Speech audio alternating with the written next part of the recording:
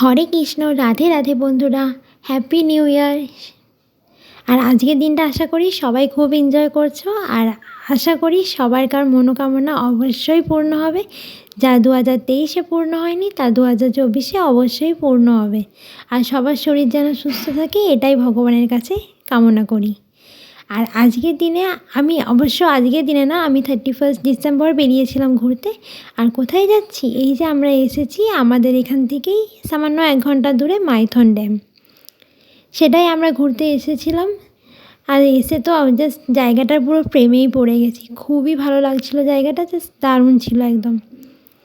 আর জলটা তো পুরো নীল, একদম পুরো সমুদ্রের মতন লাগছিলো, জাস্ট শুধু ঢেউটাই নেই।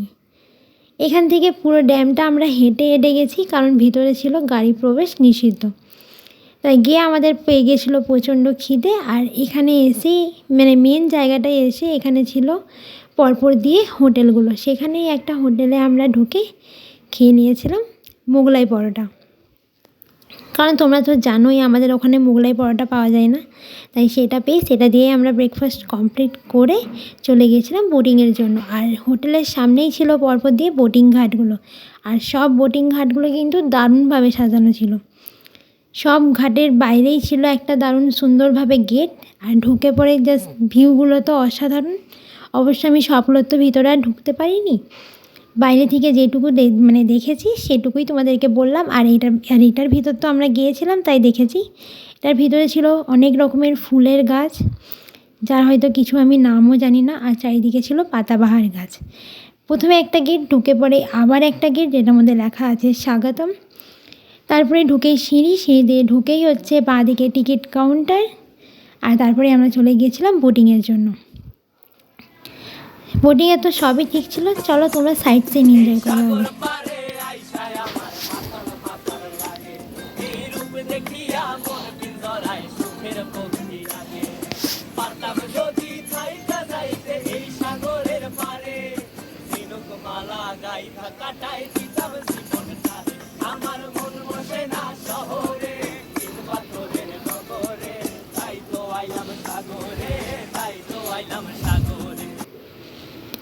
প্রচণ্ড ভালো লাগছিল, জাস্ট একটু ভয়ও লাগছিল।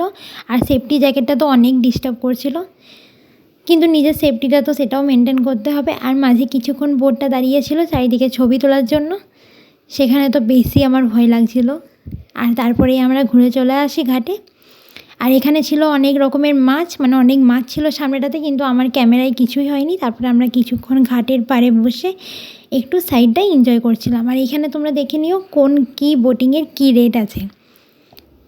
ভিডিওটা পজ করে অবশ্যই দেখে নিও। তারপরেই আমরা চলে গিয়েছিলাম নিচে, যেখানে বসেছে মেন মেলা। আর এখানে অনেকে পিকনিকও করছিল। আর এখানে রাস্তাটা ভালোভাবে বাঁধানো আছে, নামতে কোনো অসুবিধা নেই, কিন্তু ওঠার সময় একটু তো অসুবিধা হচ্ছিলোই, কারণ যেহেতু পাহাড়ের মতন রাস্তাটা ছিল। এখান থেকে আমরা নেমে চলে গিয়েছিলাম মেলাতে। আর মেলাতে যেমন নর্মালি দোকান হয়ে থাকে সেই রকমই কিছু দোকান বসেছিল। আর তারপরে আমরা চলে গিয়েছিলাম মেন জায়গাটায়, দেখো এইখানটা।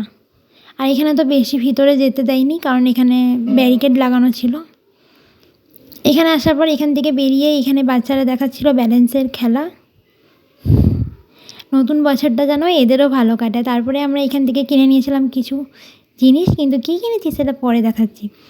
তারপরে এক জায়গায় তৈরি হচ্ছিল মাটির হাঁড়িতে চা, সেটাও খেয়ে নিলাম। খেয়ে পরে দেখো আমরা কী কিনেছি। আমার ব্লগ চ্যানেলটার নামে আমরা এই চাবির লকেটটা কিনেছি। তারপরে আমরা বাড়ি চলে আসি বিরিয়ানি খেয়ে। এই হলো আমার ব্লগ, বাই।